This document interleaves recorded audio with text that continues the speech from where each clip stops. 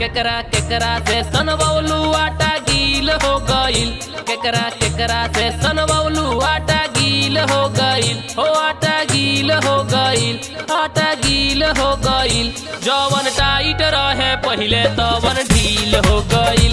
जवन टाइट रहे पहिले तवन ढील हो गईल। हो जवन टाइट रहे पहिले तवन ढील हो गईल।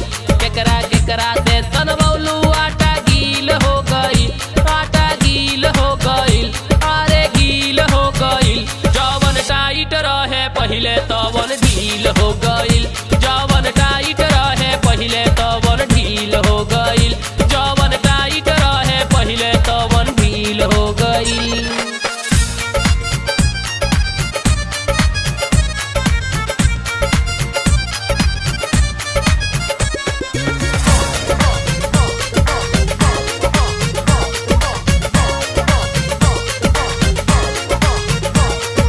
चक्कर चलत ताटे बोल का बनाई यार से।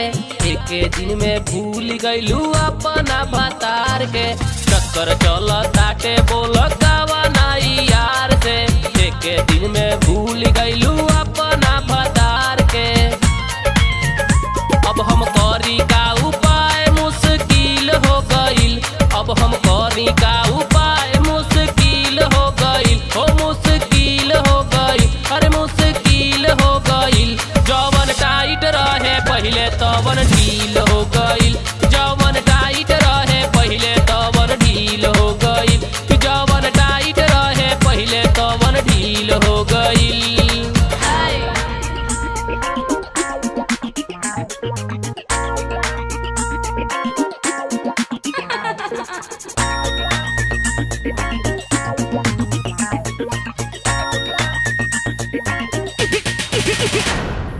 घर के परेशानी से हम चली गईनी बहारा। खूब माना मानी कैलू लूट लेहलू लहारा। घर के परेशानी से हम चली गईनी बहारा। खूब माना मानी कैलू लूट लेहलू लहारा।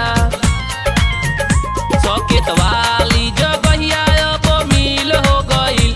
सौकेत वाली जगहिया अब मिल हो गईल। अब मिल हो गईल, हो काहे मिल हो गईल।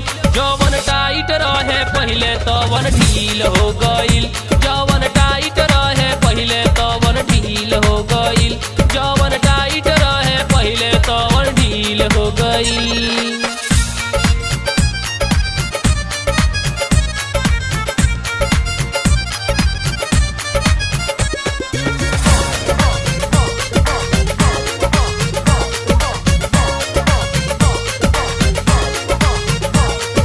रमेश बड़ा गलती कैले शादी तोहसे के। चली जाए वो आजे बाहर गाड़ी हम धोके। रमेश बड़ा गलती कैले शादी तोहसे के। चली जाए वो आजे बाहर गाड़ी हम धोके। कृष्णा के पावर सब सील हो गईल। कृष्णा के पावर सब सील हो गईल। हो सब सील हो गईल, सील हो गईल। जवन टाइट रहे पहिले तवन ढील हो गईल। जवन टाइट रहे पहिले तवन ढील हो गईल। जवन टाइट रहे पहिले तवन ढील हो गईल। केकरा केकरा से सनबौलू आटा गील हो गईल।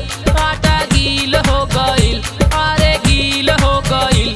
जवन टाइट रहे पहिले तवन ढील हो गईल।